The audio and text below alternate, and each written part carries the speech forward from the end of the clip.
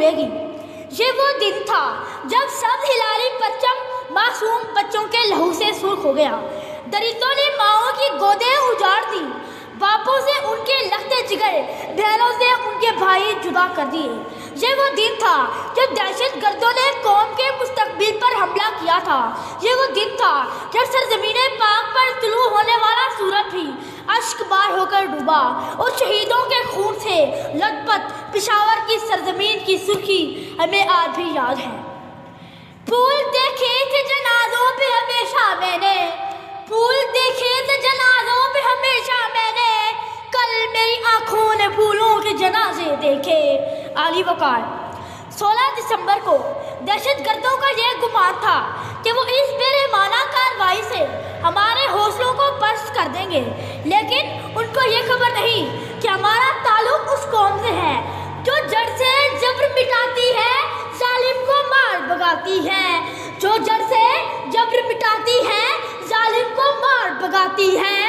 ہم موت کو آنکھ دکھاتے ہیں، ہم تیغ سے کب گھبراتے ہیں، ہم توپ سے بھی لڑ جاتے ہیں، ہم توپ سے بھی لڑ جاتے ہیں۔ علی وقار۔ اس سانحے نے یہ ثابت کر دیا کہ اس ملک کے فوجی جوان اور بڑے ہی نہیں بچے بھی ملک کے لیے قربانی دینے کو تیار ہیں۔ وہ معصوم بچے مردہ نہیں بلکہ زندہ جاوید ہیں۔ خداوند کریم کا بھی ارشاد ہے کہ اللہ کی راہ میں شہیدوں کو مردہ نہ کہو بلکہ وہ زندہ ہیں۔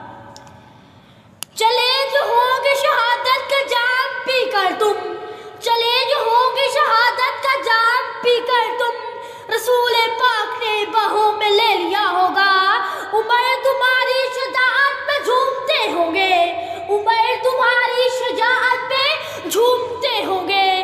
حسین پاک نے ارشاد یہ کیا ہوگا، تمہیں خدا کی رضائیں سلام کہتی ہیں، تمہیں خدا کی رضائیں سلام کہتی ہیں۔ صدر علی وقار کہ ہم نے اپنا حاکم ان زمین فروشوں کو بنا ڈالا جو جبر کے والوں سے لے کر ظلم کی کمین گاہوں تک یہ نہیں سوچتے کہ مائیں بچے اس لیے نہیں جمتی کہ ان کی ننھی قبروں پر فاتحہ پڑھ سکیں، کوئی باپ اپنا نور نظر جوان اس لیے نہیں کرتا کہ پھر ضعیفی میں اپنے لگتے جگر کے نامعلوم قاتل ڈھونڈتا پھرے۔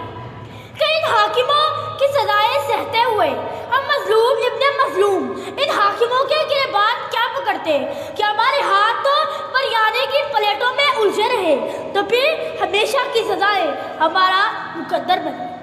کہ ہم جیسے لوگ چلتے ہیں دبے پاؤں، ہم جیسے لوگ چلتے ہیں دبے پاؤں کہ کوئی جاگ نہ جائے۔